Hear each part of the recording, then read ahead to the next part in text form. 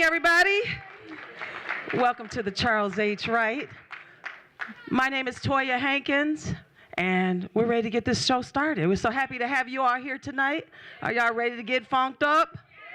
All right. Well, now y'all know we couldn't have a conversation without a little music, right? So we have one of Detroit's rising stars here to kind of set the tone, get things started. You may have seen him on stage with many other artists performing, or perhaps as one of the lead singers of Detroit's own The Dramatics. So please help me welcome to the stage Detroit's own Apropos.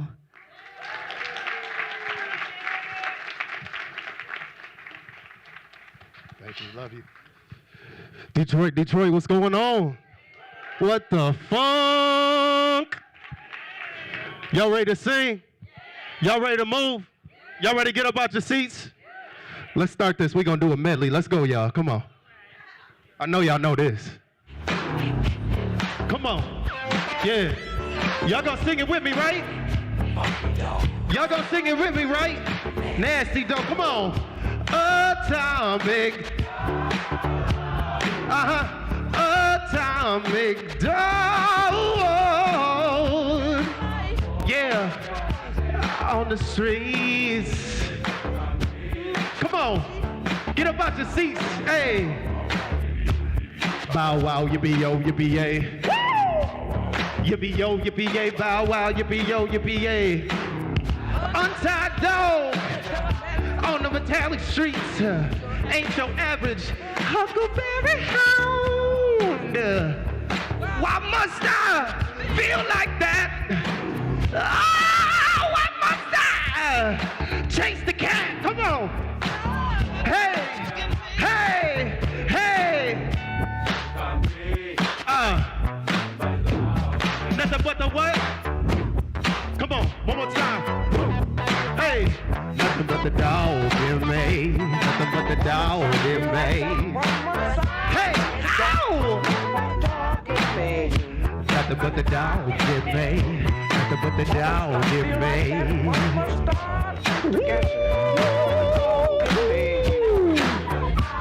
Why must I feel like that? Why must I chase the cat? Hey. Nothing but the dog in me. Nothing but the dog in me. Hey, why must I feel like that? Hey, you can't get around it. So low, you can't get under it. So high, you can't get over it. So low, you can't get. Come on, y'all know this part. Yeah, yeah. Do. Come on. Yeah, yeah. Woo. Do. Hey. Now's your chance. Oh, yeah. Oh, under your restrictions. Listen, we're gonna get freaky up and down. Nowhere.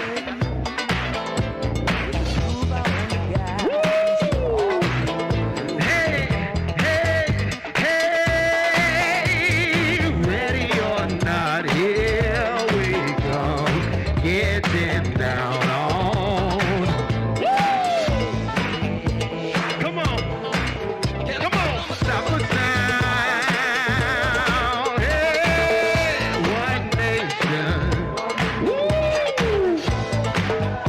Oh, yeah!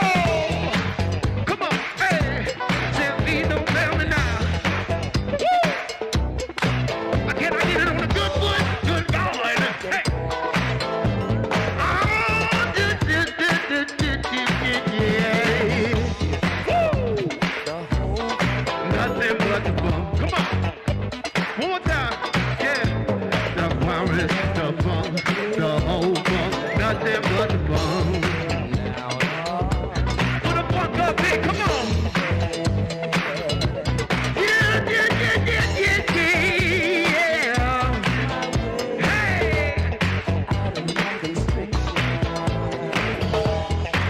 And we're gonna have a good time. Yeah.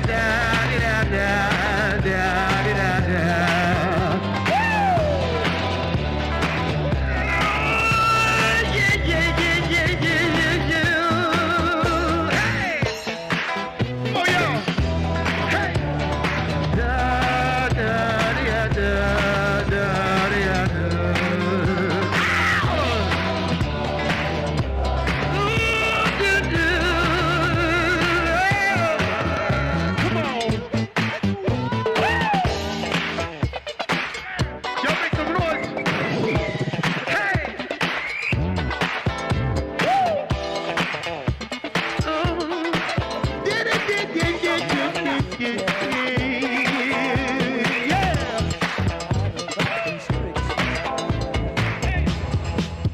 on.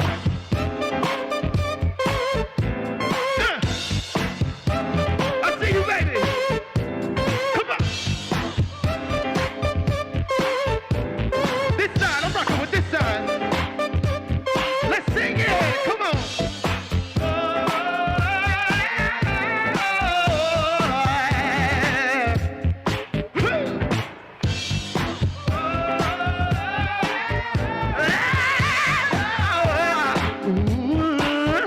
Yeah. Something about something make me dance. She turns me on and out and all around. Hey, never missing a beat, yeah. The need, yeah, but not just need. Oh, what you did to bring with me. Never missing a beat, yeah. Oh, boy, was in need, yeah. The girl's a freak, the girl never misses a beat, yeah, yeah, yeah. What you did to bring with me, it didn't work, no. Why? It wasn't funky no more. The freaking, yeah. It was not just me deep. What you did to bring with me? Woo! Hey! Come on now, y'all.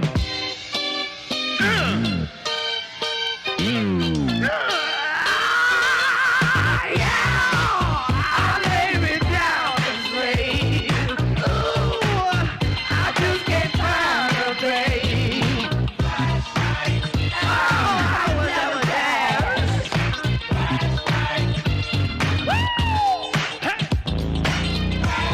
Hey, I will never dance.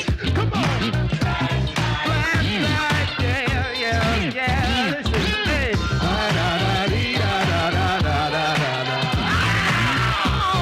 yeah. Uh-huh, yeah. Oh, I will never dance. Yeah, yeah, yeah. Oh, stop. Down the lane. I guess I'm on my street. I will never dance. Oh, hey. Come on, y'all, make some noise for the girl on the moon. Dance, sucker. Most of all, what? Come on. Most of all.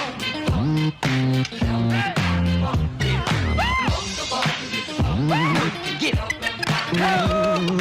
Most of all, be the motherfuckers. Get nothing but I know you will. I'm rocking with this side. Hands up like this, yeah. Shine the spotlight on.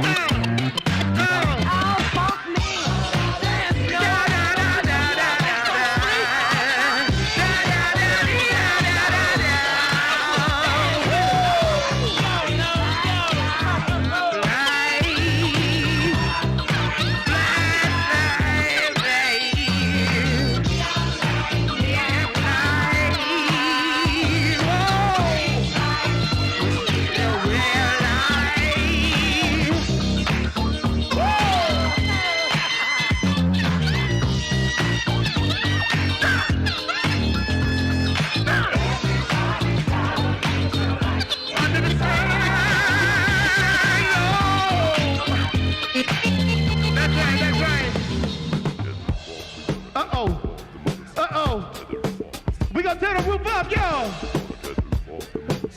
Tear the roof off the sucker. Come on. Tear the roof off the sucker. Tear the roof off the sucker. Tear the roof off the sucker. All right, y'all, we all gotta sing this. Come on. Gotta take it down. There's a whole lot of rhythm roll around. Come on, y'all, sing it. Yeah. There's a whole lot of what we want. Hey, we the funk.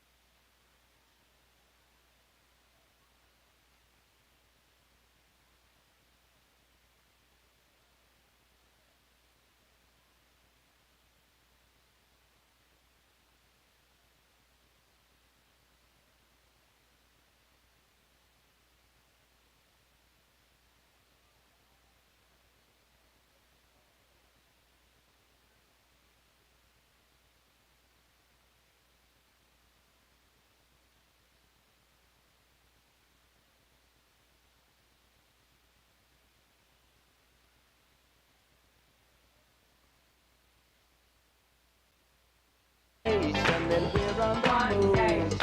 Under our roof.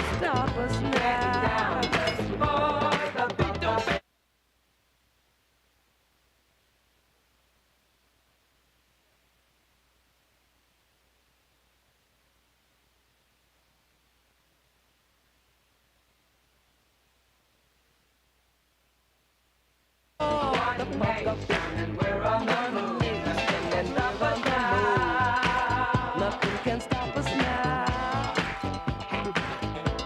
You can't stop us now.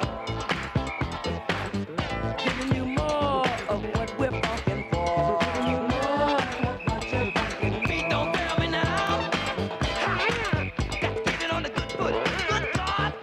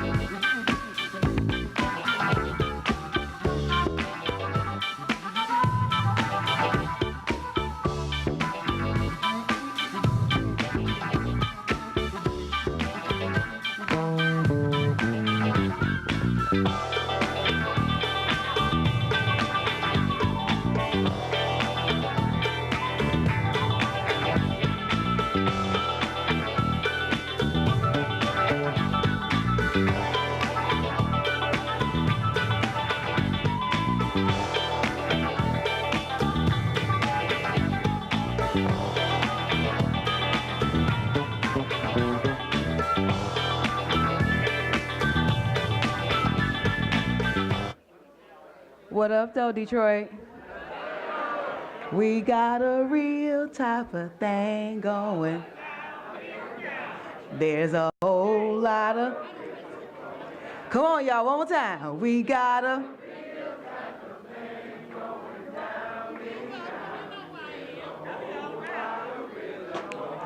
And we got to do it, y'all. All. Uh-huh. Ow. Hey. Oh, man. We do want the funk, and it's going to be coming up very shortly with so many feelings of gratitude and excitement on behalf of my colleagues here at the Charles H. Wright Museum of African American History. Please greet. Peace, peace, peace, everybody. I am Yolanda Jack, the manager of community engagement here. It is my pleasure to greet you all before this amazing conversation.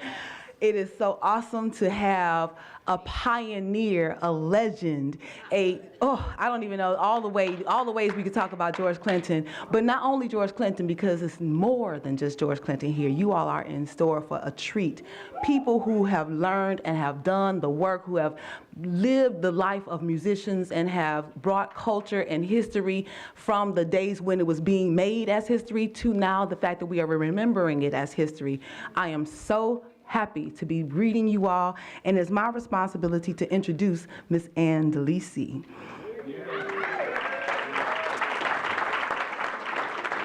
Ann DeLisi is one of Detroit's most well-known radio personalities, a DJ, podcaster, and business owner who is involved in multiple aspects of Detroit culture and can be heard on Detroit's WDET FM public radio station.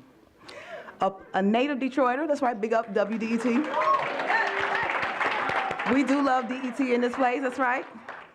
Ann is a native Detroiter, grew up on the east side of Detroit, and went to Wayne State University and studied music at Wayne State University. And after starting as a music librarian at the station, she eventually became music director, in addition to hosting the Ann DeLisi program.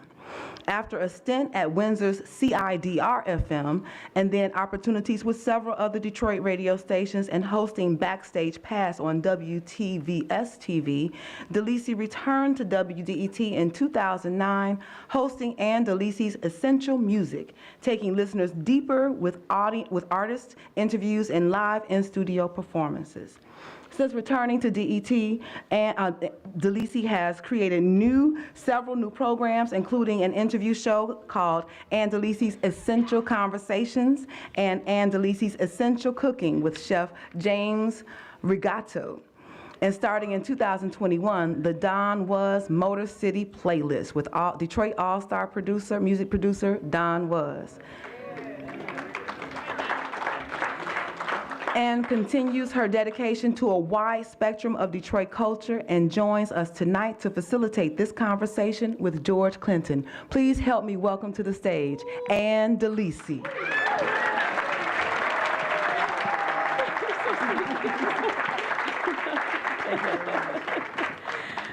How are you guys? It's really great to have you here, and I'm really honored to be here. You know, I've interviewed, she read too much about me, by the way. That was way too much. But my favorite thing, I think, is to interview people and explore the creative spirit and figure out what makes creative people tick. And this, our guest tonight is a bucket list interview for me. And I am beyond honored. I was just talking to George backstage about how he used to come to WDET to do fundraisers and to help us raise money. And this was back in the 80s and 90s. And I was really young back then, and I was completely awestruck by his presence there. And I've always wanted to be able to have a conversation with him. I do want to tell you that we will barely scratch the surface tonight. George has been making music for 70 years.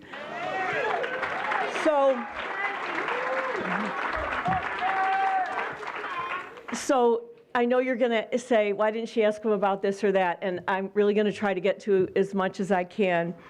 about George Clinton tonight, and we got some clips to play, and I'm going to try to cram as much into this conversation as I possibly can.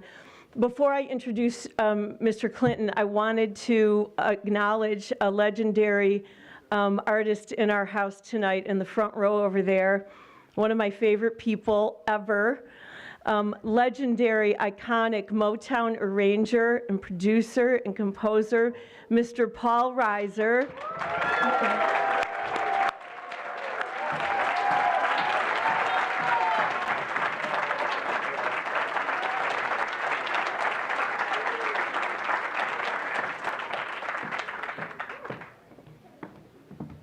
I had the opportunity to interview Paul in front of an audience a couple of years ago, and that was a bucket list too, so.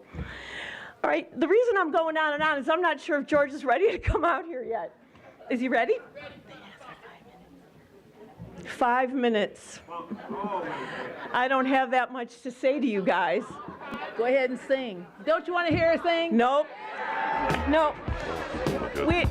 We don't want that either. Oh, thank God. Okay. He's here? Okay. Cut that music. I actually have an appropriate introduction to read to you. So when we look back at music history and ask ourselves if an artist changed the course of music, or if music that we've heard for decades would have been different without them, the answer in this case is a resounding yes. Everything we hear today was influenced by George Clinton. So he's been making music, as I said, for over 70 years, and that mothership is about 50 years old. So, so it's a holy mothership, and its pilot, of course, is George Clinton. Tonight I'll barely scratch the surface, as I said, but he is an icon. I am honored to talk to him. I'm grateful to you for being here tonight, and certainly for him to spend time talking with me. Please welcome to the stage, George Clinton.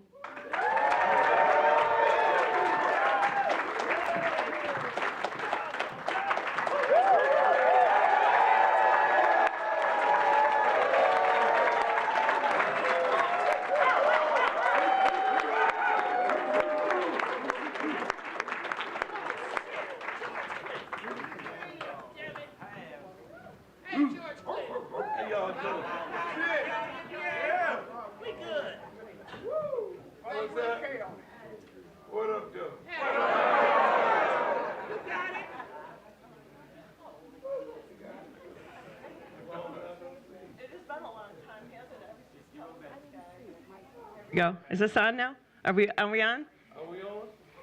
You're not on. I mean, I was talking last week. Oh, shit.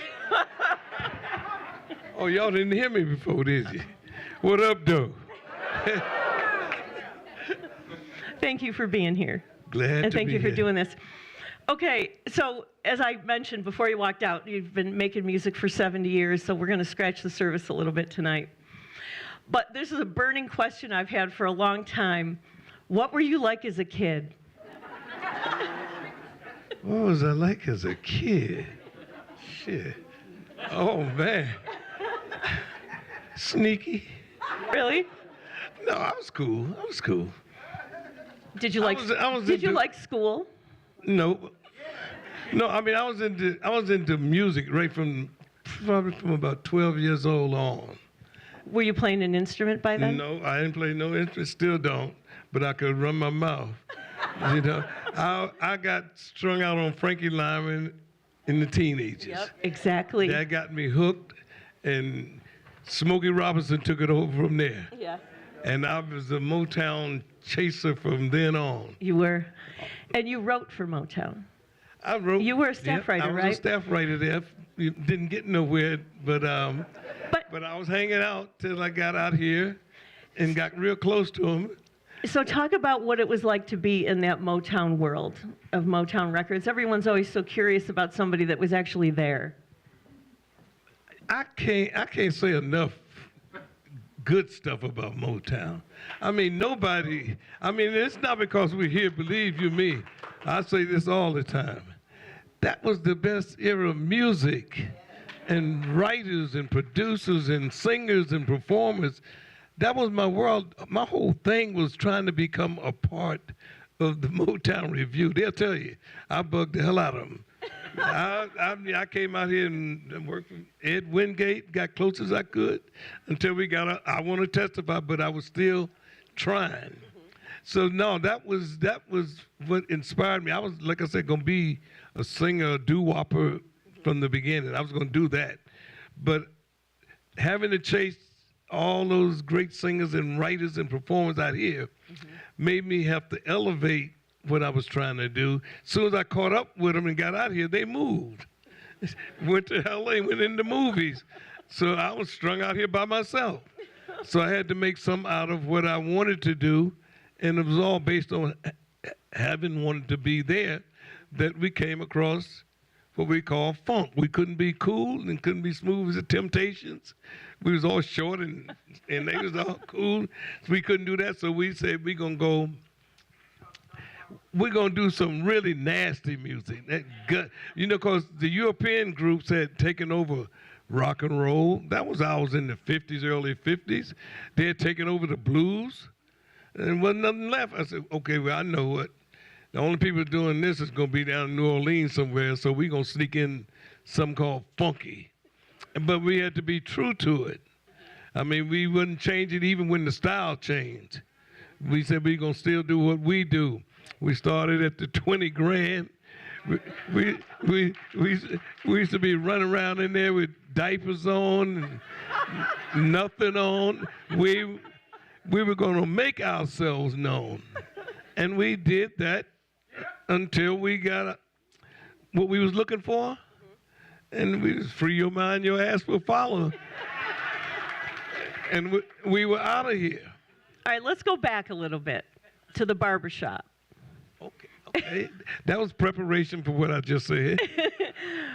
But the barbershop was where you started to hone a lot of like what you would plan musically is where a lot of that came from. And you were a hairdresser, right? I was a hairdresser. I did the fly hairdos, with the waves, finger waves, the cool look that was from the 50s and 60s. That's what we did as we planned to become, pop stars. We rehearsed in the barbershop. We did the stars' hair when they came around New Jersey, New York. Patti LaBelle. Oh, I did Patti and Nona. You did her hair and Nona Hendricks. I did Patti's when she was Patti LaBelle in the Bluebells. Okay, that douchey head, I did that. You? And that douchey head with the waves down, coming down the front, not the big one, the little one in the flat. Yeah, I did that. And Nona, matter of fact, I did Nona's here as far as 2002. I did Nona's hair in Paris for a magazine because they was interviewing me like you, and they wanted to do it in a beauty parlor to make the scene, and so I did Nona's hair in the beauty parlor in Paris. Did you never stop doing it? Well, I had stopped, but that was just a good set.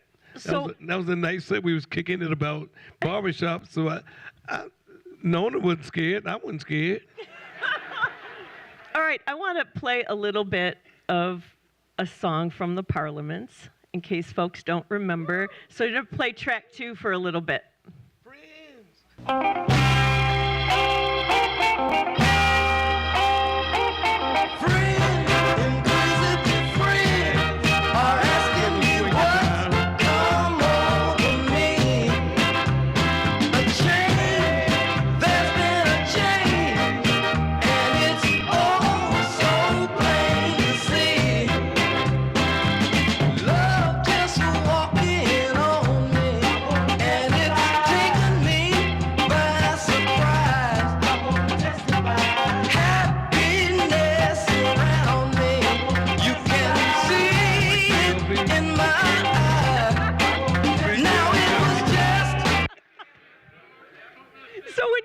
To that, do you remember recording it? Do you have? Oh, hell yeah! What studio were you at? Do you remember? That was United. United Sound. United Sound. So. That's right around the corner. Yep. Can you talk a little bit about United Sound, because so many people have like questions about what it was like to be in that legendary place, because so much music was made there. Well, I mean, I can think of being in there. Probably was doing One Nation Under a Groove, and Aretha Franklin, and what's the girl name from London? Annie Lennox. Annie Lennox. Sisters are doing it for Sisters themselves. doing it for each. Yeah. We were there while they were recording. You were? We was in the A room. They were in the B room. Aretha had all the food in the world there. We was going back to stealing the food. But no, that was so much fun. Just being there, or either me taking the Red Hot Chili Peppers to go see Aretha. We were talking about George working with the Red Hot Chili Peppers, and Oh my God. Yeah, no, they're my boys. So we could have got in trouble though. they were at your house, right, in Brooklyn, Oh yeah, right? no, we was out in Brooklyn. They stayed with me for about 2 weeks, and I realized that I was much older than them, and I couldn't hang with them. And I might be a bad influence on them, but then they could have been a bad influence on me. I don't know, but we decided I'd bring them into town and got them an apartment here in Detroit. All right, we're going to go take a couple steps back, and we're going to play track 1. And this is a clip of you talking, and it blew my mind. So this is, this is a different clip, because we're going to go back to Motown for a second before we get too far off the rails, which is going to happen through this whole interview. But everybody was this is on you this talking about this Bob Motown Dylan music, kick. and The this Four is Tops, Bob Dylan. Reach Out for Me. Can you put that back for a second? Everybody was on this. Can you turn it up? Everybody was on this Bob Dylan kick. The Four Tops, Reach Out for Me, and Bernadette, and Standing in the Shade. All of that. All the day. Everybody was doing that. Mick Jagger was doing that.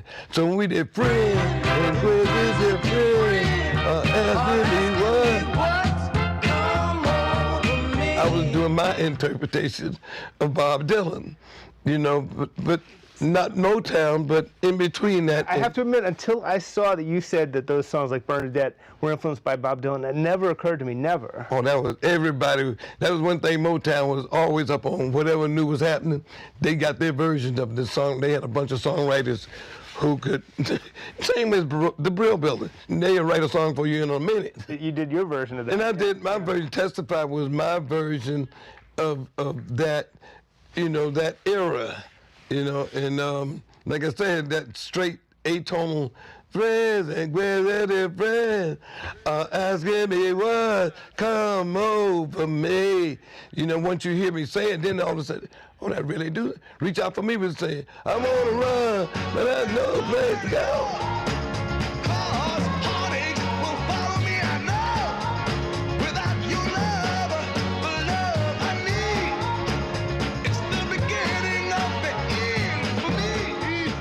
Levi was really singing it, but he had Bob Dylan, Holland Dozier Holland. They knew what they were doing. That was the real version. Bob Dylan wrote some jams, the best songs. He was a folk singer, so he didn't put all that emphasis on vocal time. It was a story. They came along with the story and his magic of that tone. That sounds right. So the first time I heard you say that, it changed how I heard so many things after that. Who else could make the connection between Bob Dylan and Bernadette? But it makes total sense. Bob Dylan was all of that at that time. He was story-wise and, doing the civil rights thing. He lent credibility to that with a tone that, like blues, you could feel it, but it still was his own personality that became pop. It became very pop. So Motown was music for young America. That's what they called themselves. They were able to take that tone and put the stories that they were telling, along with the music that they was putting behind it. Those are some very good arranged songs during that period. Bernadette, Reach Out for Me, Shadows of Love. Oh, there's Paul Reiser right there. That's Paul Reiser right there. Oh, no. I'm coming over to you. You that motherfucker. bless you, man. Cute as shit. That's it. That's it. Shit.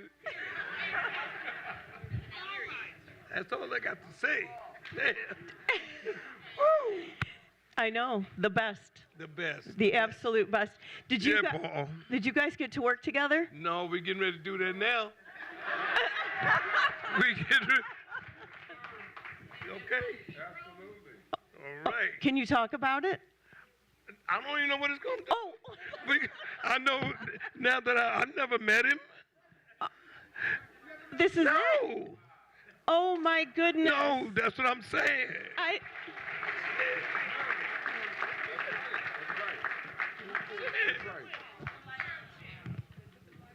Yes, we always had a mutual respect on.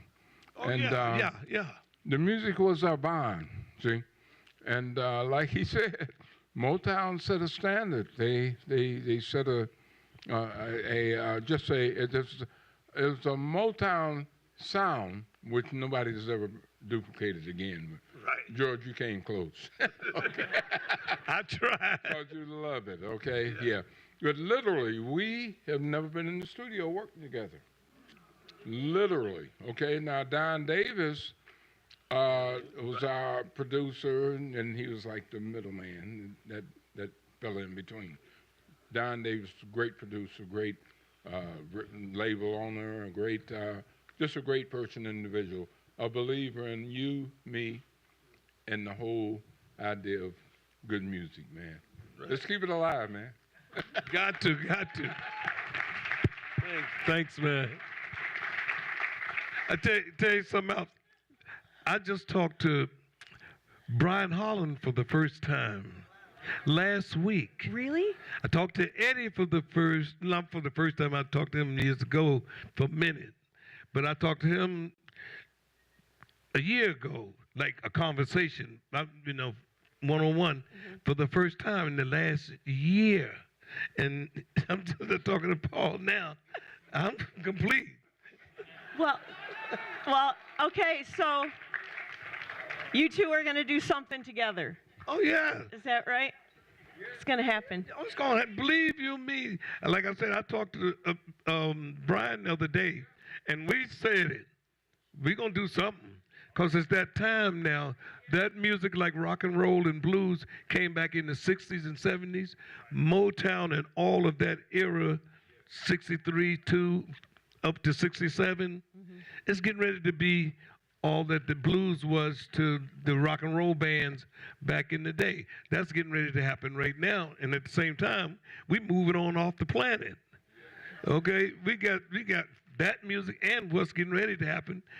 We know about samples. We're going to make samples for them. We're going to help them get to that. All right, well, all right, since you brought it up. All right, I want to play number 4. This is Snoop Dogg talking about you. Okay.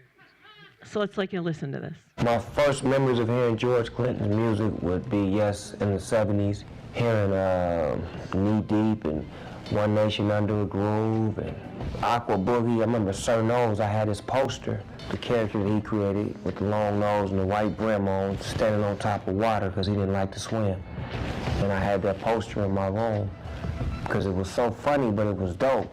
As a kid, I didn't even know what dope was, I didn't know what fresh was, but I know it was funny and it felt good to me listening to Sir Nose and listening to Dr. Funkenstein and all of these characters, Star Child, and these characters that he created, which eventually made me create my characters because I was so inspired by it. He's influenced me in so many ways. He proclaimed me the futuristic Bow Wow, the pick of the litter, me being Snoop Doggy Dogg, the Atomic Dog, the Funk, and just being a pioneer at helping and honing other people's abilities and talents and helping them become individuals on their own, like he did for Bootsy Collins and Catfish and all the great musicians that played for him. He allowed them, to do their own thing. And that's what I've been able to do, to take on that, to be a leader in the studio and a conductor and a composer. Me and George, we love each other. It's always been mutual. He's come to my house many times. We made many records.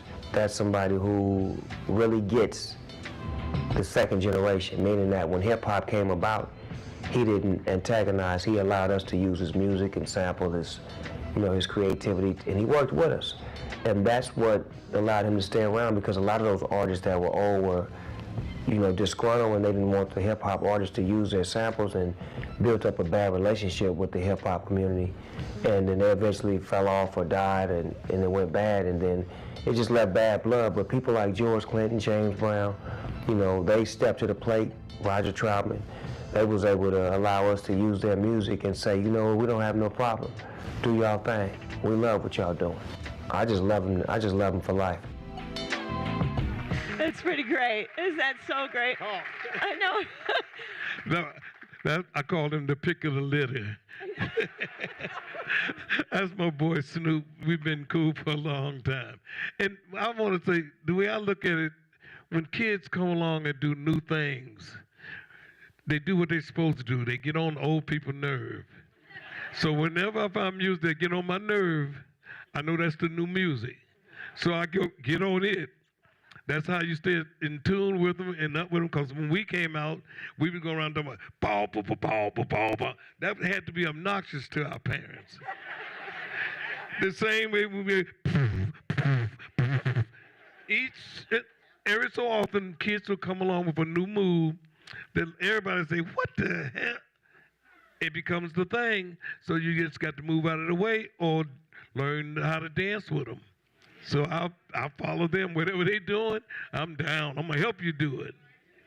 All right, so here's what I want to do. So if my research is correct, you are second to James Brown for sampling. He's been sampled, and then you're second for your music. Somewhere in there. Yeah, you're up there. We're talking hundreds of times. So I wanted to give you guys a montage so you could hear how George's music got used in a number of different songs.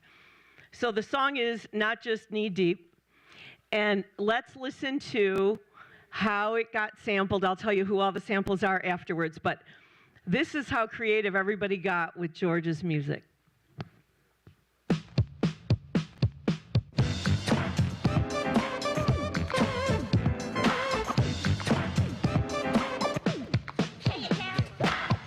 Mirror on the wall, tell me, mirror, what is wrong? Can it be my daylight clothes, or is it just my daylight song? What I do ain't make-believe. People say I sit and try, but when it comes to being daylight, it's just me, myself, and I. It's just me, myself, and I. Don't that sound like Mojo? It's just me, myself. Wow, wow, yippee yo, yippee yay. The sounds of a dog bring me to another day. Play with my. Now I'm hoping that you hear me, cause I love it when you hear me. And I'm telling you sincerely that if you kiss me, girl, I'll kiss you back. Cause I really, really, really like you, and I just wanna make it clear. We're gonna keep it fair and square. Kiss me and I'll kiss you back. You can't take no more from everlasting for life. Took control of the floor. So jump out your seat, move your feet, let the piece complete. I'm never missing a beat.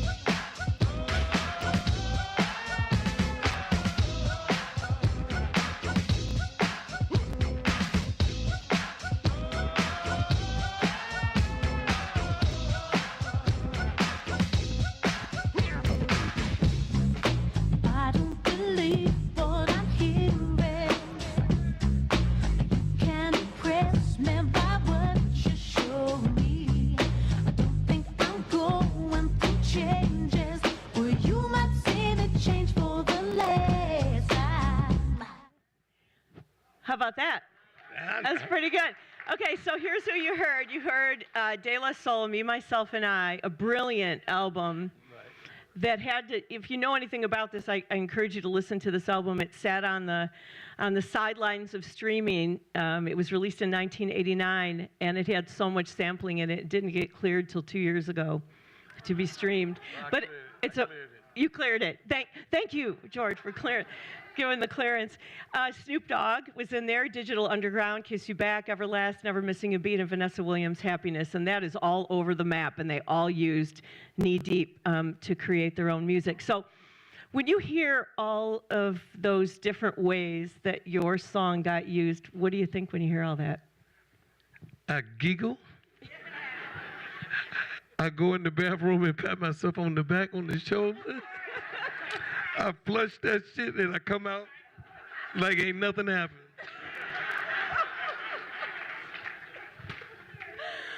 All right. I love it, you know that.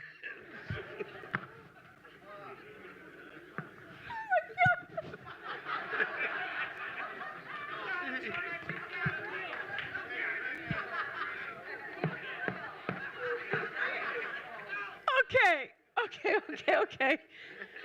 Okay, George. All right. All right, God help me try to get serious for a second. All right, I do want to talk about artists' rights, since we're talking about sampling. We in Detroit, baby. We sure are. So when hip-hop, like you heard Snoop talk about you allowing your music to be sampled and to be used. But I want to talk about the legal part of it, how you would go about, how difficult that might have been at one time to recoup. Did you try to? Do you give permission? How does all of that work in your world? And then I want to talk about artists' rights because it's a big deal right now more than ever. When it first happened, I didn't know what it was, but it was on the radio, and I knew it wasn't those K-Tel packages that be on TV. It wasn't one of those. I knew I would find my way how to get paid eventually. I was so glad to still be relevant, as opposed to not coming in screaming, but, just trying to figure out, what do I get out of this? It's cool without, and I know these kids, they doing whatever they can to make music. It's a new era. I understood that. But I knew I wanted to get paid, but I didn't know how to at first. So, but De La Soul, the first one you played, and Humpty, those two, when they first put the record out, they came and found me and Tommy Boy Records. They gave me a nice sum of money. That was the De La Soul album? For me, myself, and I. Yeah. And Humpty, they did quite a few of them. Right. But they paid right then and there. I didn't get that from nobody else after that because now the legal part is coming in, and I know their lawyers was telling them, don't get involved, you can't get involved, the labels pushing. So a lot of them were scared to say something. Most of them were scared to say something. Right. I didn't know what to say, and I couldn't trust most of the lawyers I was getting. Every time I tried, they take the paper and run. So it took you a minute to dance around and figure out, how do I get paid? At the same time, I was a crackhead. I'm going to say it just like that. I was a crackhead. So I really didn't know how to do it or where I wanted to do it. I was out there. But at the same time, I made the music. I made the music and made sure that I still be here. My thing is to be here. Now that it's coming, I've got a lot of the masters. I own a lot of them now. I'm getting most of them back. I'm cool enough in my head to put up with fighting for it, laugh at myself, laugh at things that happen, and still be aspiring to get it all back for my kids. It's my heirs. It's generational thing that we got to take care of. I did my fun, but my kids don't deserve none of what happened. So I'm getting it straight out now. You see a lot of myself around now because I've been paying close attention to it. Got a family that's backing with me, an organization of people that are working with me, that we pretty much control our own destiny. We put our own interpretation. I'm having fun still. I can laugh at it. I also paint, doodle, and that's working. So I feel like I did it the right way, even though I wasn't. And at the same time, the band is as hot as it ever was. We got our grandkids, our kids, and I got great grandkids in the group. Oh, that's so great. And they're still killing it just like we've been killing it for a while. We got a new mothership. I don't know if I'm supposed to say that. Yeah, we can talk about it. Oh, we can talk about it? Yeah, so it's 50 years. Oh, We okay. can't talk about where it's going to be, but there is a new mothership. Yeah, right? okay. Thank you. Oh, you know we're going to try. You know we're going to try. All right. So this is something I was going to ask you. So you know Don Was, of course. Sure, yes. All right, so Don and I were talking, and I said, I'm going to interview George Clinton. And I said, and this is what I said to him, and I go, I don't understand how he can remember so many things when he was high a lot of the time. And Don said, absolutely ask him. I don't know. Believe me, I surprised myself at some of the shit I remember. Because the proof of having been there around 1967, 89 is if you remember, you wasn't there.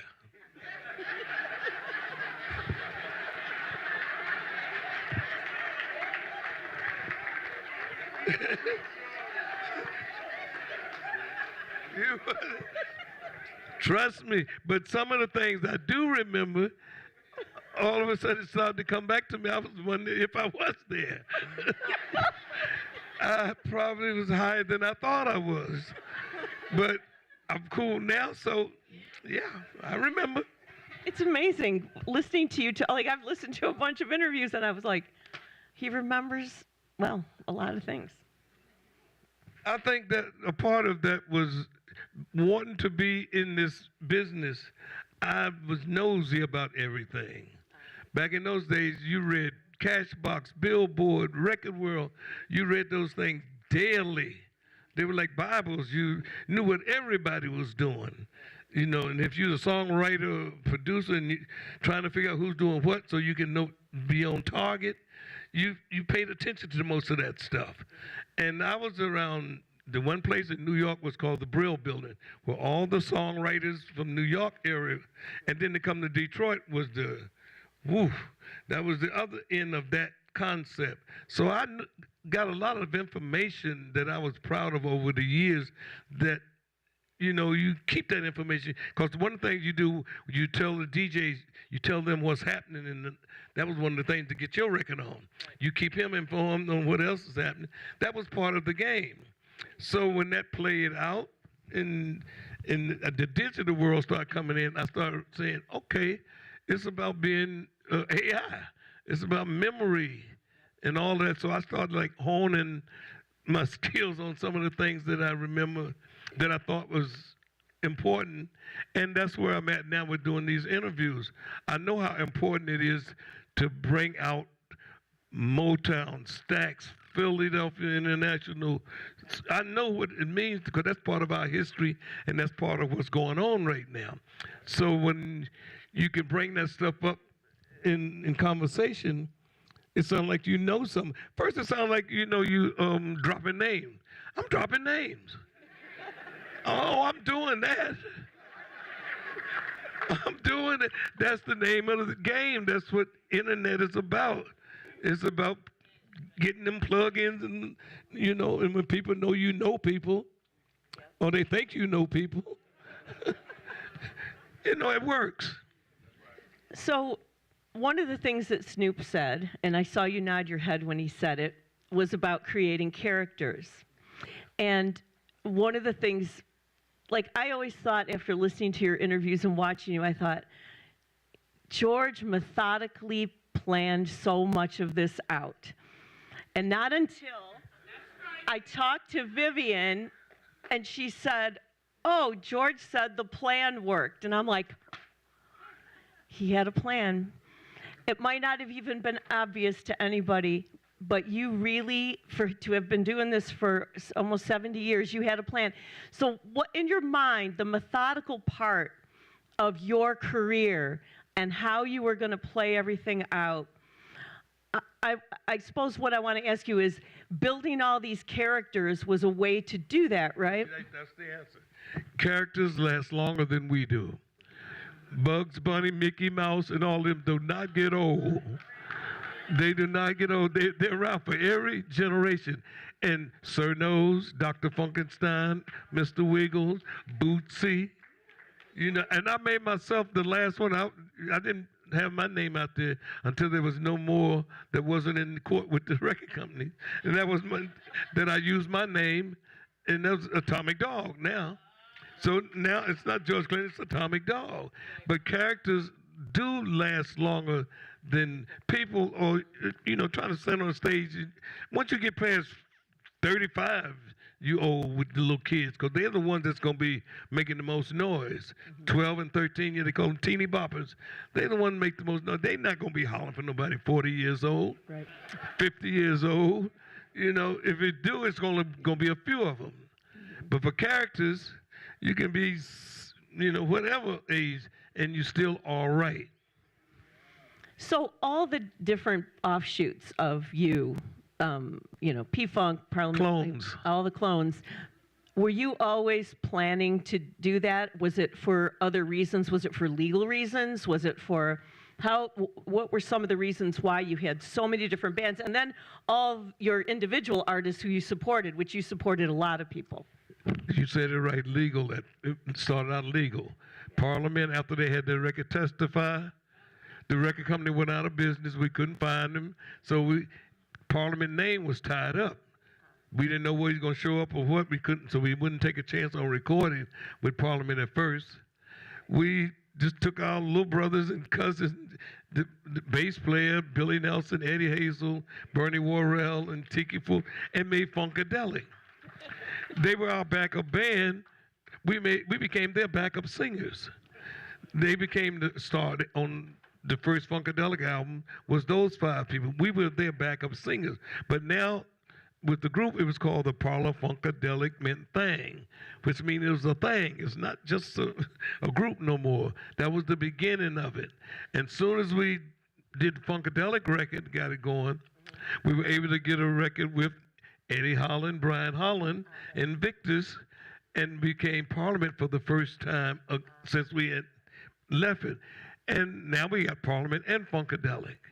It stayed that way from then on. I realized that if the bride's got a hit record, I was going to be a bridesmaid.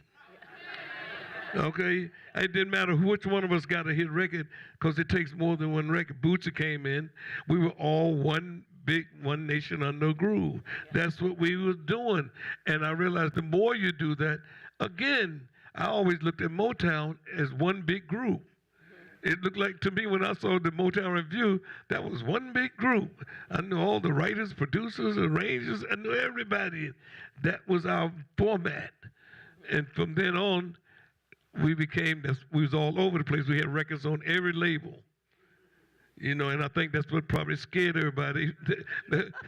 We were out of control. We was doing what Motown had got in trouble for doing, having a record every week, a new record on the charts. Not out of top 10, they had 7. Oh my God. Okay, no, that's the way it was. Though they wasn't trying to let another Motown come along, and believe me, that's what we were trying to do. And then I realized late that, okay, slow down. You're going too fast, and you know, I know I could get records even if I was out of order myself getting high. I had enough people in the group that I knew how to write, produce. We had a team, but that wasn't going to work because it just ain't supposed to work like that. How would songs come together in the studio for you? It sounds like there was a lot going on. Funky. Just somebody strike up a groove sometime and everybody fall in and do their part. That was it a lot. But having come from Motown, I knew structure songs. I knew how to write structure songs. But when to do that was our problem. When to do what? So, I mean, we made up songs with Funkadelic. We did Free Your Mind. We made room for us to be able to do anything we wanted to do, and it'd be our bag. Because most of the time they would tell you, that ain't your bag. We ain't got no bag. Right. The bag we got, you ain't talking about that. You know, so, I mean, we made jokes out of everything. We clowned everything. But at the same time, we knew how serious it really was. Because we also besides Motown, the other one that we looked at was the Beatles. They jumped off the planet with Sgt. Pepper. That wasn't fair to nobody. They left here, so that gave you another place to strive to be able to do what we're getting ready to do here in this city with the orchestra. With the orchestra, yeah. Yeah, they were doing that on their records. They had orchestration on their records, not like Burt Bacharach or DM, but I'm talking about serious classical music. You heard it in cartoons, but they were doing it on music. So once we saw that was another place we had to strive to. We ain't stopping at Motown no more. Now it's worldly. And so we've been, and once we got a spaceship, we was out of here.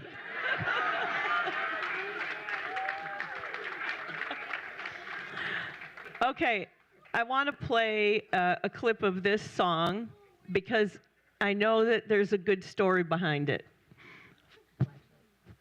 All right, so can you play track 3?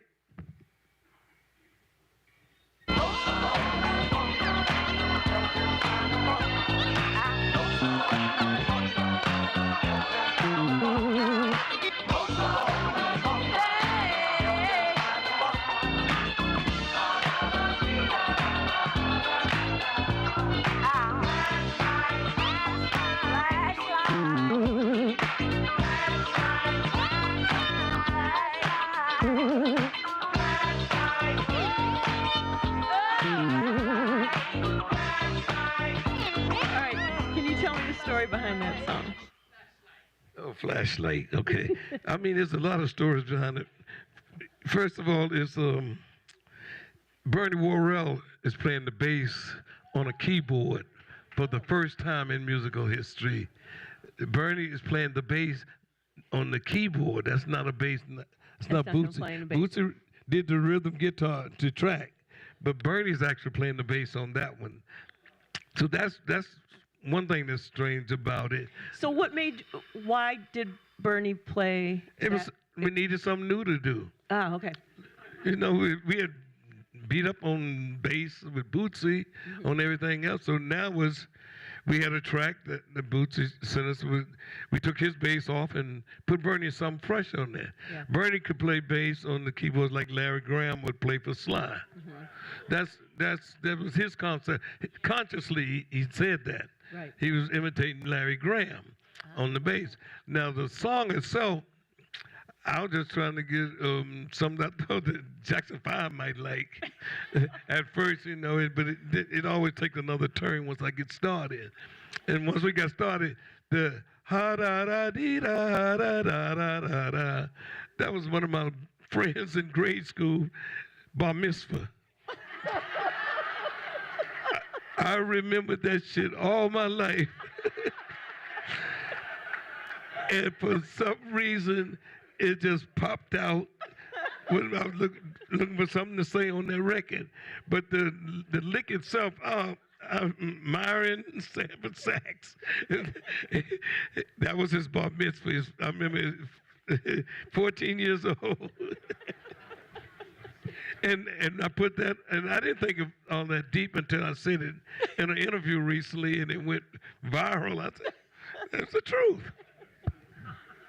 All right. I want to talk about some of the artists that were that performed with you, that played with you, that were in the studio with you. So, that's one of my first fans in Detroit, period. I know. I'm glad you got a good seat. You got a great seat. Okay, talk about Bernie Worrell and how important he was to the work you did. Bernie was, I knew Bernie in the barbershop. I mean, when he was a kid playing, you know, he was a genius playing keyboard. And he went off to Boston to become, you know, graduate of Boston Conservatory and all. Bernie was one of those child prodigies. You know, he was one of the child him, Eddie Hazel, Billy Bass, and Tiki Forward, they were a special blend of kids, because they were really kids. And Bernie was the one that could read music. He could tell us what we was doing legally or what we was doing musically. We didn't know. We was ad-libbing. I'm out of my element because we sang doo-wop. Okay, but Billy, Eddie, and Tal, they all was the new generation of kids listening to Motown. James Jamerson called Billy the Little Funk Brothers. That's great. Little Funk Brothers, because they were a funky set, and Bernie on top of them, because I mean Eddie was phenomenal with guitar playing. Bernie on top of that, we could always make it look like we knew all kind of classical music and everything else, because he could play that alongside of Eddie being the greatest guitar player than Jimi Hendrix. Bernie could put over top of that the classical stuff, and we would like Emerson, Lake and Palmer, King Crimson. Right. We looked like we was a big jazz band. But it was the combination of all of those characters that when you put a Bernie Worrell over that, in that, it just makes the whole thing look like it's another level. All right, can we play track 6? Since you brought up Eddie Hazel, this is part of his guitar work from Maggot Brain. So let's listen to this.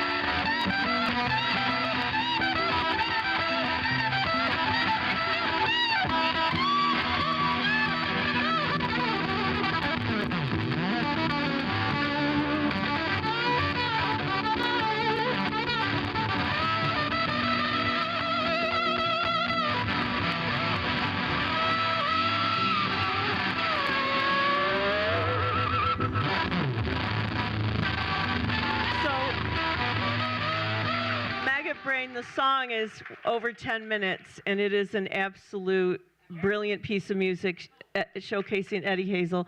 Talk about what it was like to work with him. Again, like Bernie, like Eddie, like Billy, like that group, like I said, was special. They all was phenomenal. Okay, they were all phenomenal. And Eddie on that one, they all were playing on the record, but I took most of everybody out of the record. And you took everyone off that song? Off that song. The whole band is playing, but I took everybody off but Eddie and Tal, just the 2 guitars, because what he was doing was so phenomenal. He needed all this frequency. He needed all that space. So, so I just left it for him to do that. And I did the same thing with Bernie on a few records that he was phenomenal in. I just take everybody out of the and let him do what he do. Did you typically do the mixes for your music? Oh, yeah. Yeah, I did the mixes, but I would always have certain people in the studio with me who had legal ears, because I get carried away with my feelings and forget that I'm making a record and I get, personal. But I had 2 or 3 people that I trust that could balance that commercial and creative thing. And some good engineers, by the way.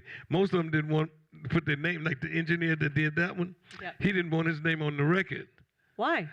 Because I did so many crazy freak turns and twists. I did most of that, going from speaker to speaker, and I had just learned that from the Beatles. So I was doing it to death, and Jimi Hendrix. So he definitely didn't want his name on there. When the record became such a big record, he said, I was a fool, wasn't I? I want to talk about somebody who's near and dear to our hearts here in Detroit, and that's Amp Fiddler. Oh, my God. Yeah. Another one that's phenomenal. They show up on the mothership, and they be there. Amp was one of those. You know, he did a whole bunch of new things in the 90s when we were trying to come up with new sounds. The Fries go with that shake, stuff like that. The new things. And Amp was a big part of the new sounds that we went into, you know, after Atomic Dog, Mothership, and all of that. And he had a lot to do with a lot of the sample people. You know, he what's the kid name from it? Jay Dilla. He took Jay Dilla. We went out on the Lollapalooza tour. He brought Jay Dilla with him.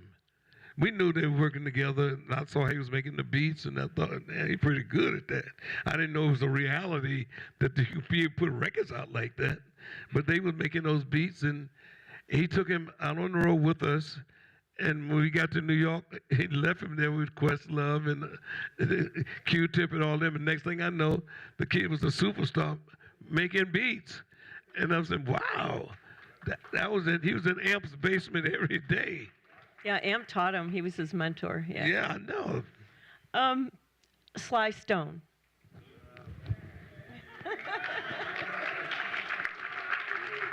That's my motherfucker, yeah. That's my man. No, he was all of that. For real. I mean, he was the one man, all of that. Write, arrange, perform. He was rock and roll for real. Prince. Same thing. Same thing. Another one that just full of all of it. He could write, he could arrange, he could play. And he had ears for stuff that he didn't know nothing about. He could feel when it still would work or have a chance on working. I saw him play the solo with Eric Clapton them. Was it George Harrison? Yeah, but, no, you don't pick up a guitar after that. You know that? Are you talking about the Rock and Roll Hall of Fame performance? So, you know, there was a rehearsal that day, and Prince went out there, and he didn't play. He didn't do a solo because somebody else was sort of showboating up there. And he went, okay.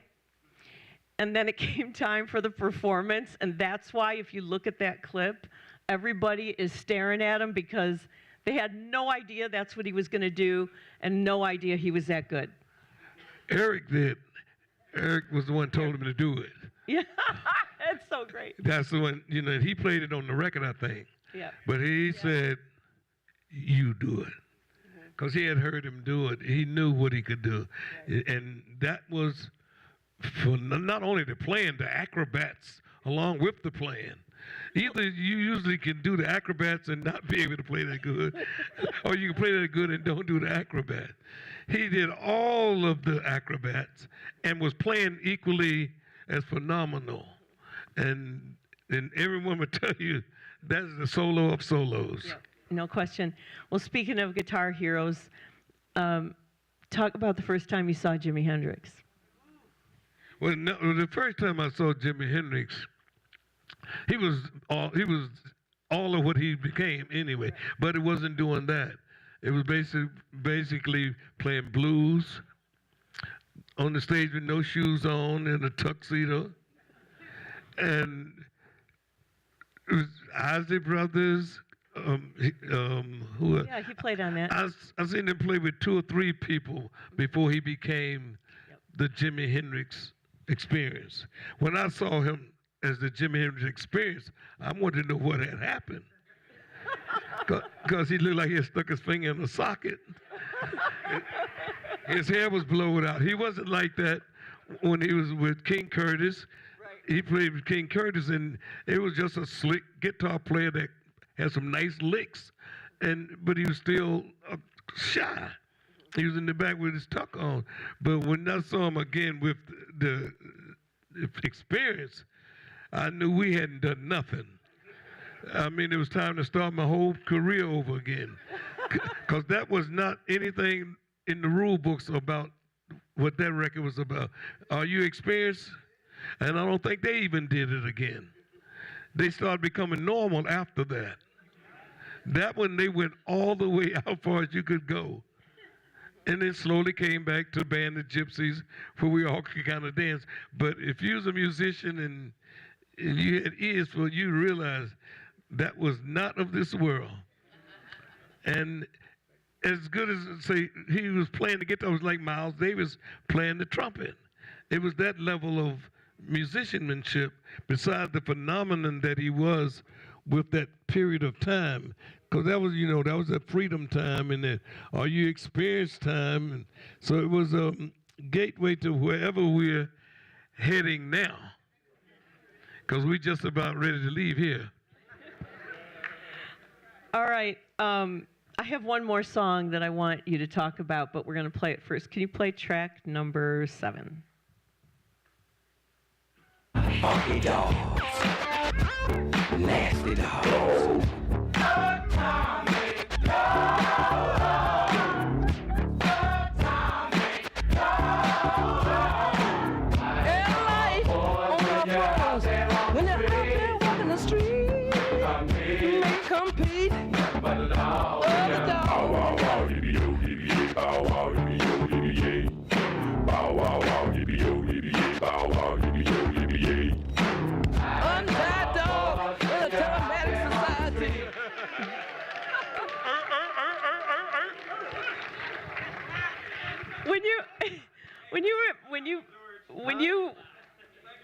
When you wrote that song, when that song got finished and before you put it out, did you have any idea that it would have such staying power for decades after?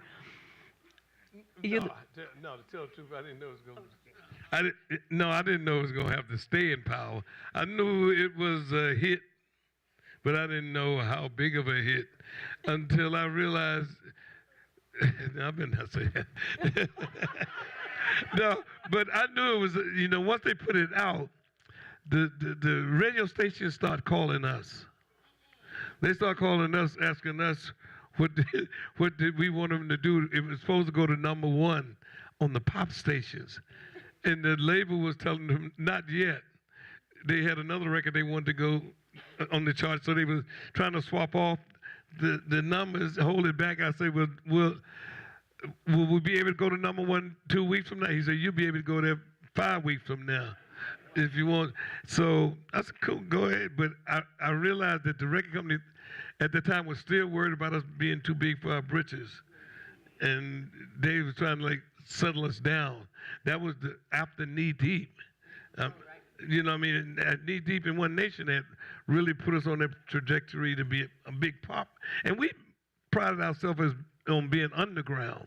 We never really was trying to be all that pop because you only got 3 years after you get there.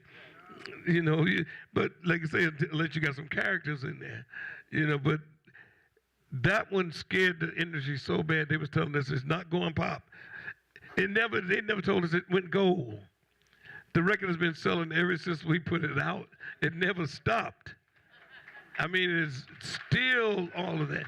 But they are so afraid that they're going to have to account for that one day. And they are. It's getting to that point. They're going to have to account. It's getting to that point. And it's going to be hard to say that it ain't all that by now. No, because AI remember. All right.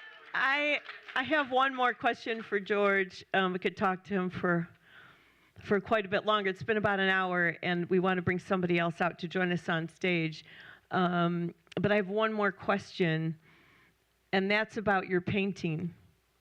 You became a painter during the pandemic, right? Yep. I got one be in the Louvre this year. Really? And of course, it's a dog. So how, is this something you always wanted to do, or Did it just No, happen because you couldn't tour and you couldn't? No, I started back when I was touring, and most of the time, that's the doodling the stuff you do when you ain't got nothing to do, or when you got too much to do. and once I realized, I saw a lot of fans that was off into our album covers. I mean, the album covers, you can be in them for years and never see everything. Overton Lord, who still live with me, and Pedro Bell, those two, and Ronald Edwards, they did the Parliament Funkadelic, the Parlette, the Horny Horns. They did all those album covers, Bootsy. So the fans were into imagery, the costuming and everything. So that became part of my doodling thing when I didn't have nothing else. I used to do my autograph with a little dog. Oh, yeah. George signed my book. That I don't know if you guys can see that, but he signed my book. It looks like that. I used to do not that dog, but a dog back in the day. That's what I did all the time for as my signature. And next thing I know, people started asking me for the dog and paying me to do the dog. Okay, I'll do it. And then I remembered in 1980 we used to be at the Apollo Theater, Basquiat, and their crew used to be painting to our music. They used to be doing those graffiti on the trains to P-Funk music. That was the thing to do. You Fabulous Freddie, all of them, they used to paint up Harlem. And then I realized that's part of that imagery that the kids was into. So I started doodling, and people bought and painted for $20,000. I said, shit. I got another hit record here. Matter of fact, his mother was the first one to buy painting from me. Right, Lee? And do you remember, I was the first one who booked you a art showing with you Right. in Pontiac, Michigan. Right. At Amira's old club. Clutch, no, not Clutch Cargos. The other one. The techno club Amira did. Industry. Yeah. George had his first showing at Industry. Sure did. You did Industry. I just realized that when I said the painting, I realized his mother bought the first one. And he set up the art show for me. That's pretty cool. That's Lee Rosenblum, y'all. Okay, so we want to bring someone else out. There is a performance happening on Saturday night at the Detroit Opera House called Symphonic P-Funk, celebrating the music of Parliament Funkadelic. And it's George's music played by an orchestra. And when I heard that, I thought, oh, that's awesome. And then I started to think about the person that would have to write the charts and get it ready. And I thought, wow, not maybe so awesome at first. And that person is Ray Chu. He was a child prodigy. He went to the Juilliard School of Music. He began working with Melba Moore at the age of 16. He was the music director for Ashford and Simpson and the music director for Dancing with the Stars. He's worked with everyone from Diana Ross to Luther Vandross to Donny Hathaway. And he's got an incredible past that he's bringing all of that to this performance on Saturday. There's still some tickets available, by the way, I've been told. But we want to talk with Ray about what it was like to get ready for this big performance. It's the very first time that this music has been played by an orchestra. So please welcome to the stage, Ray Chu.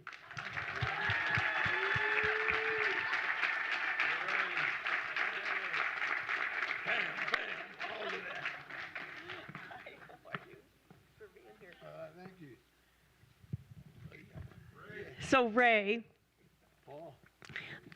that is what I absolutely thought when I thought, wow, this music is going to be, is that working? Hello. Oh, there it is. There we go. Okay, good. So there's a lot of questions I have for you, but the first is, how did this idea come to be? And when it was decided to do it, did you jump at the chance or think twice about it? Well, I'll say that the idea came to me through Vivian. So Vivian, she's backstage. That's She is my hiding wife back and there. partner, and she's another 50 years with George Clinton, so she can give it up to Vivian. And so, yeah. Now, George discovered Vivian, and Vivian discovered George when she was like 16 years old. And so she's been, ever since I've been with Vivian, it's been P-Funk. Yeah, she goes on to like a real into it, like, and sometimes I'm like, could you give us a break a little bit? She's like so into it. So that's how it came to me. Now, this whole enterprise of the collaboration and speaking with an orchestra, George will tell you, and he's said it many times, that his music is already doing that. Now we just have to put the pieces with it. The music is already orchestral. It's already speaking about with those kinds of colors and palettes, and so it's been a wonderful task to take this music and explode it out and make sure that we do like the doctor's job is first, do no harm. So the first thing I want to do as an arranger and as an orchestrator and a conductor is make sure that I pay the right respect to the music and that the music does what it's supposed to do. And I take an orchestra and surround it and wrap it in some good, wonderful notes. How long have you been working on this? On this particular, it's been months. It's been months. Yeah, it takes a while. Yeah, to really, we're doing 15 songs, and all these songs, everybody's, they know them so well. So we don't want to. There's no new notes to play with the orchestra. We just got to find the right notes that's already there and enhance them. And while I do that, I want to tip my hat to Mr. Paul Reiser right there again, everybody. Yes. Because I learned a lot from him. I met Paul when I was about 19 years old as musical director with Nick Ashford and Valerie Simpson. And as a young arranger, and learning how to arrange for orchestras and horns and strings, Paul, would show me what he's doing by example. So the first time I was in the studio with Paul, I was working with Nick Ashford and Valerie Simpson on the Ascended record. And I was 19, and I was in the studio with these big, veteran studio guys, Eric Gale, Steve Gadd, all these guys. And so we're in the studio, and the very first, this is my first session of anything, and so I'm in there, and they put the music up, and I started playing. And he kind of very gently came over and said, young man, I think you missed a couple of notes there. I was like, yeah, wow. I'll say. But it was so nurturing that, and of course I said, well, I'm not going to miss any more. But he, from that moment on, I just saw the genius of his work. And so a lot of what I do in my creativity with orchestras and music is emulating some of the stuff I saw him do. So hats off to you, Paul. Thank you. All right, sir. How did you guys decide which songs? There's so many songs to choose from. So how did you narrow it down to 15 songs? Well, we just took, the best 15, but you're right, there's 20, there's 30. And I think we just took off the hottest list. And again, I'm going to, No, I'll let him do that. Let me do it. Now let her do it. She's Vivian took care of that. Vivian again. Yeah. So you've obviously heard what your music sounds like now through his arrangements. Or no, you have. I heard something this afternoon and it sounded real good. So did it surprise you, or is it exactly the way you would have heard it? I know how good he is. But is it the way you think you would have heard it in your head to hear I your wouldn't music? try to listen to that. I wouldn't try to put that in my head. So on Saturday, you're going to be performing along with the orchestra. Yes. And who else is going to be up there with you? We have Nona Hendrix. That's We so have, great. Are you going to do her hair? Who else is going to be up Vernon Reed on guitar. Oh, Yeah. that's exciting. And Rasan Patterson joining us. Yeah. So it's gonna be fun. Yeah. So is there room for improvisation here, or not so much since you have a 44-piece orchestra? No, does that work? well, there's room for improv within the structure of what there is. You know, 'Cause I don't never know what I'm gonna do. yeah. Yeah. It's a 2-hour show with the 20-minute intermission. So it's it's an hour and 40 minutes of content. So we can't just let it explode out. It can't be like the old shows, the 5-hour. No, we can't vamp. No, violins don't vamp too cool. But we're gonna get it all in there. We're getting it all in there. It's all in there. We got it. Well, I think it's going to be an incredible night. It's the first time, right? That this has ever been, this performance This is it. happening. Perfect that it's in Detroit, of course. It's at the Opera House on Saturday night. There are still some tickets available. I think you go to DetroitOpera.org to get tickets. And, of course, the incredible George Clinton will be there.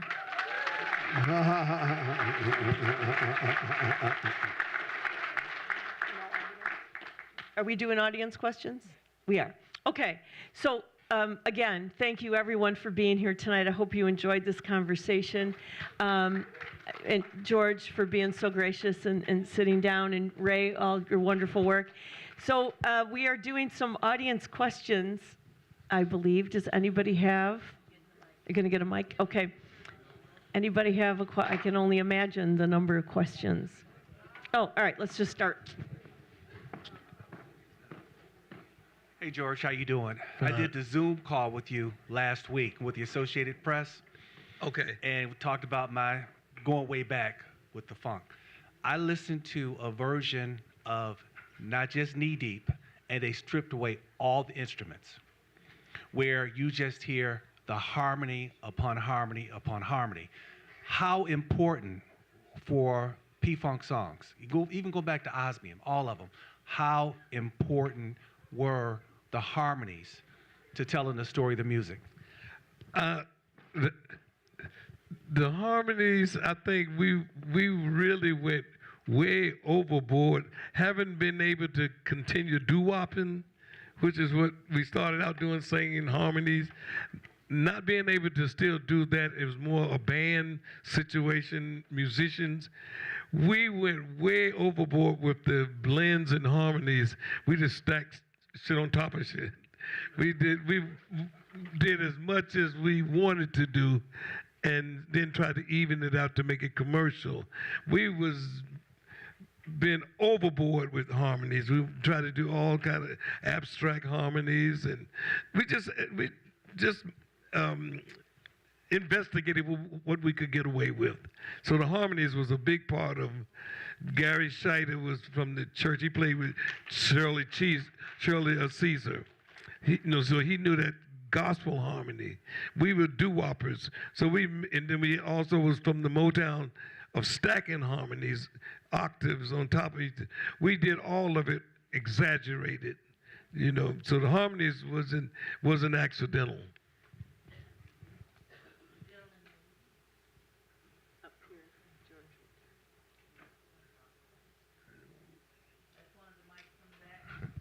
Good evening, Mr. Clinton. How are you? Just one question.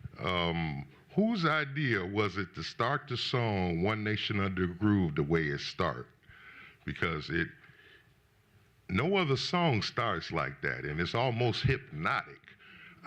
I was at a party in 1979, sir, and I got inside the party, and I was 10 years old. And I wasn't really supposed to be there, but I was kind of tall, so they let me stay.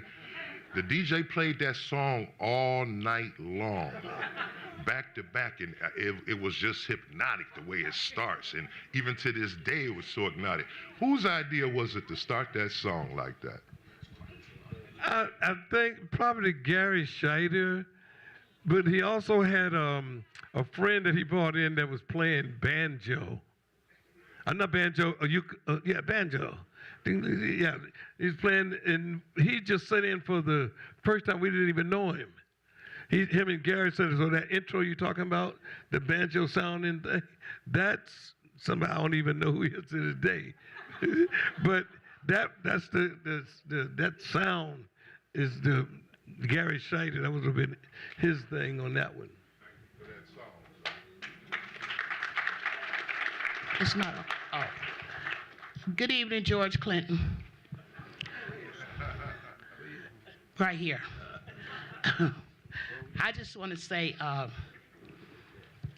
fell in love with the P-Funk with you years ago. My mother told me to go to bed, and I went to go in the bedroom, but the record I Want to Testify was playing on the radio. So I got up and danced on that record until it went off. And I've been locked down, P-Funk for life. I remember seeing you on American Bandstand with the rings on your toes. I was like, but my ultimate goal, that's why your dreams will come true. That was Robin Seymour. I wanted to be on stage with you all. Right. And I've had the pleasure of being on stage with you all several times. And I thank you for last year. You were at Motor City. You were at the casino. You and Carl, I was on my way to the restroom. She said to me, how did you like the show? I said, hell no. I stopped on a dime.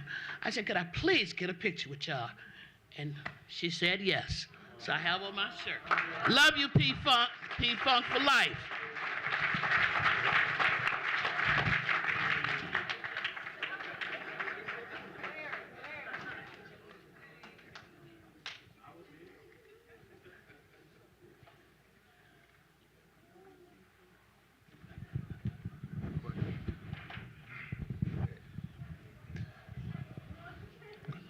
How you doing? It's really good to be here. I'm up here. Yes. So my question is, what was it like for you when Junie Morrison first joined Parliament Funkadelic? Whoa. That was I knew Junie was all of that, when he was with the Ohio Players. But he came along at the same time I was just explaining the intro to that song, One Nation. That was his first song. One Nation was the first song. That Dio Shoko, that line and that do, dio, do, that was his intro.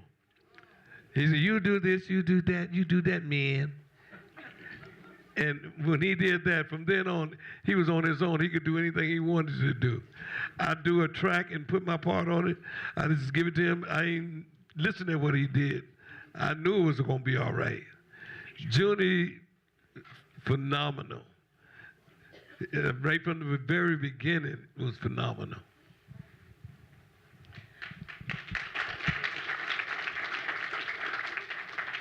Good afternoon, George Clinton. Thanks for coming to Detroit. Just want to say, what is the premise behind the song, Never Learned to Swim? What is that about? What was that? Which one? Never Learned to Swim. Oh, Aqua Boogie Baby. Aqua Boogie Baby. That's Psycho Alpha Disco Beta Bio Aqua Dulu. That's the rhythm it takes to dance through what we have to live through. It's like swimming between the molecules of water and without getting wet. That's what you have to be able to dance through to live in this world and not get effed up. You got to have that kind of rhythm and that kind of, you know what I'm saying, slithering to survive in this world. That's what that Psycho Alpha Disco Beta Bio Aqua Dulu, that's what it means. Never learn to swim in that.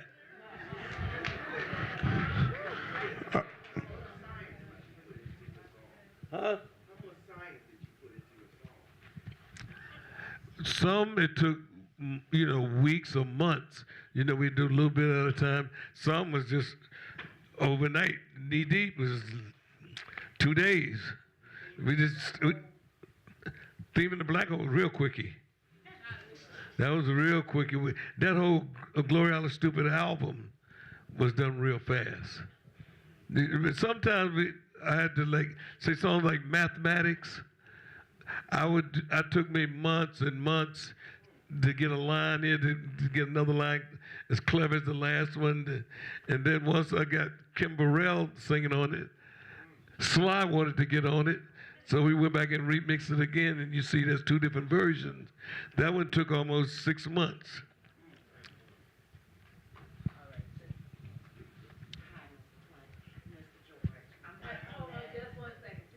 I'm gonna bring the microphone over there to you right after I finish. I'm gonna bring the microphone to you, sis. I wanted to know, and I should know the answer to this, how many instruments do you play, if any? None. That's cold. That is wild. They don't even allow me to bang my hands. They don't even allow me to do, because I'm going to improvise on anything I do. It ain't going to be twice. And Ray, how many instruments do you play as a musician, not as a music director, how many instruments? I don't know, probably about 6 or 7 or something. I studied, the piano's my main instrument, but I also play the drums and all percussion, orchestral percussion.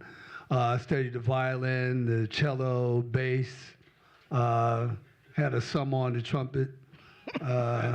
Some of them, they last a little bit longer than others, but yeah, that's it. All right, thank you.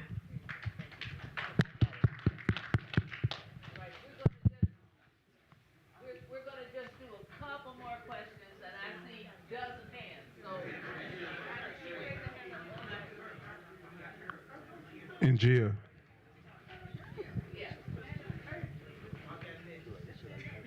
Thank you.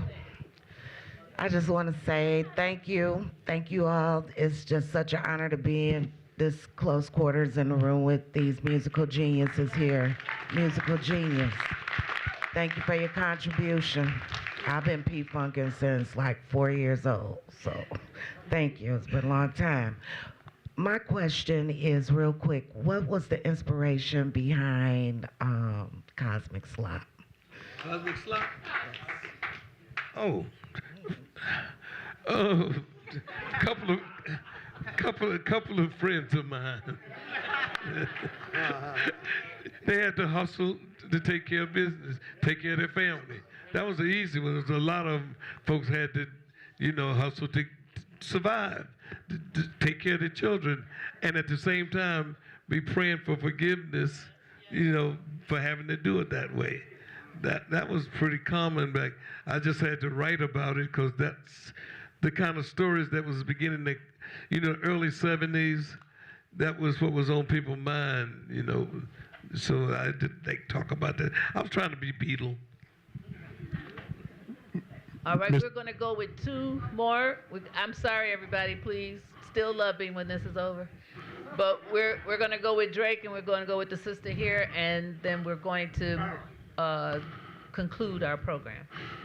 Mr. Clinton, I have a quick question for you, and this is more cultural than it is music, and it relates directly to your music in that when I was in kindergarten, I remember, or first grade, I remember the Earl Flynn was a big dance, and I was just telling Sarita, I said, when you came out, I was doing Earl Flynn. I saw you do it. I said, did we create the Earl Flynn, or did you create the Earl Flynn? When One Nation, then Knee Deep, and Flashlight, when those records came out, we used to play everywhere we played in Detroit. You had the east side, west side. It didn't matter which side. You had the whole audience. All of that, that's Detroit. That's just like, what up, though? What up, though? I am from Detroit, too.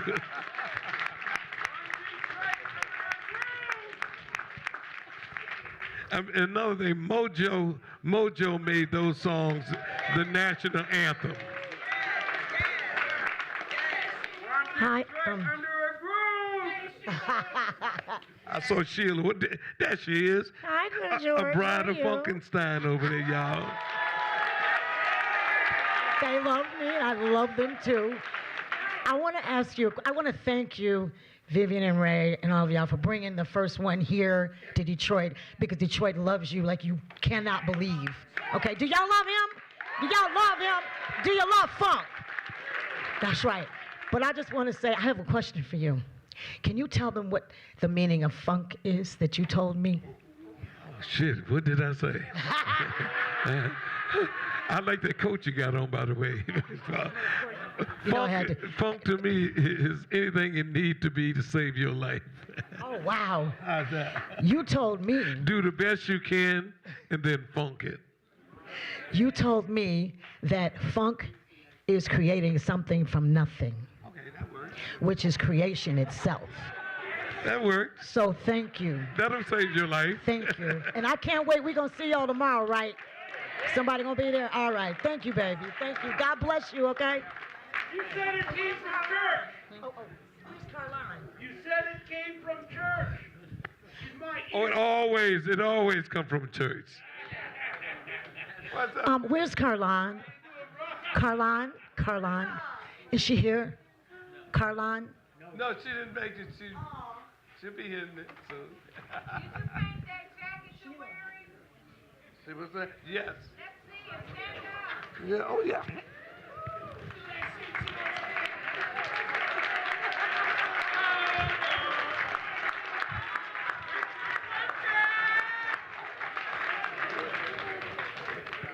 Can we say only in Detroit? What's happening, Brooker? All right. We want to, first of all, give a big round of applause to our Detroit brother who came from some other, George Clinton.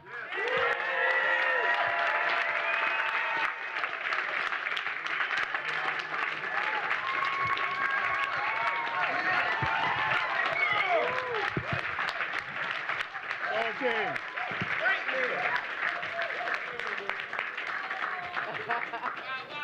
This is another one of my artists too.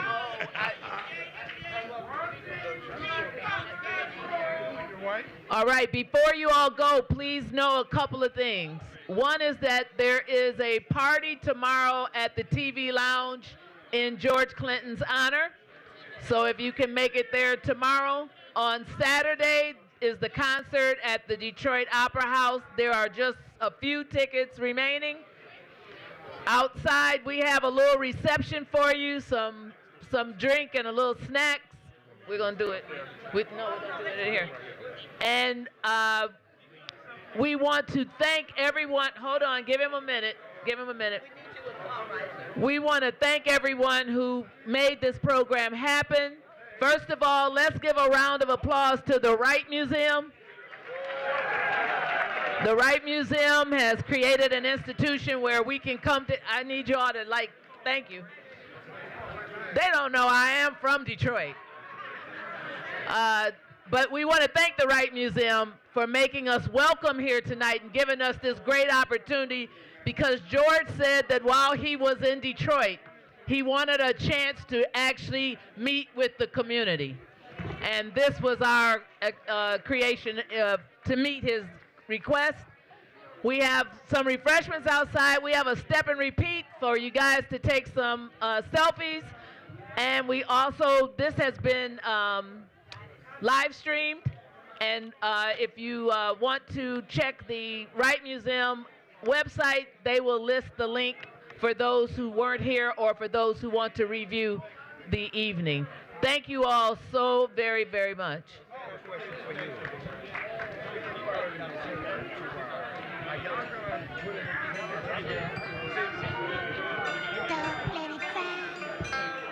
Don't let that little girl cry.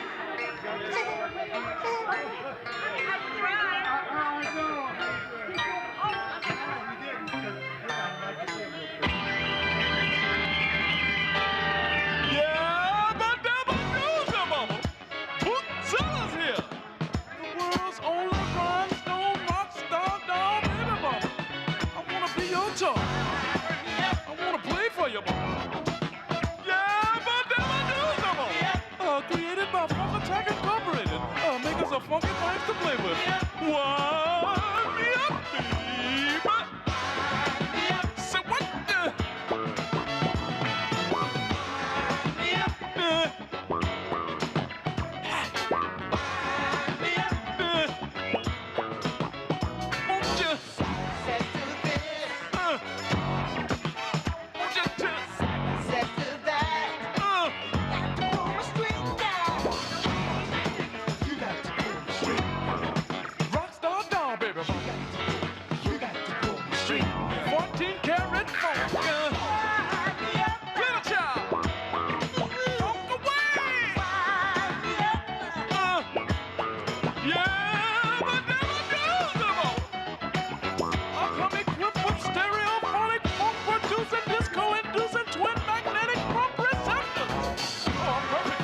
see. Just wind me up. Put me on your credit charge, baby. And at no extra expense comes this remote control unit. Oh yeah, I'm programmable. One heck of a doll, baby bubba. Bootzilla here. Made by the makers of funky things to play with. Trademark Funk Attack Incorporated, bubba. Pull my string, I'll dance, I'll sing, I'll play. Yeah, but them I do, the bubba. Wind me up, dance, I'll sing, I'll dance and sing.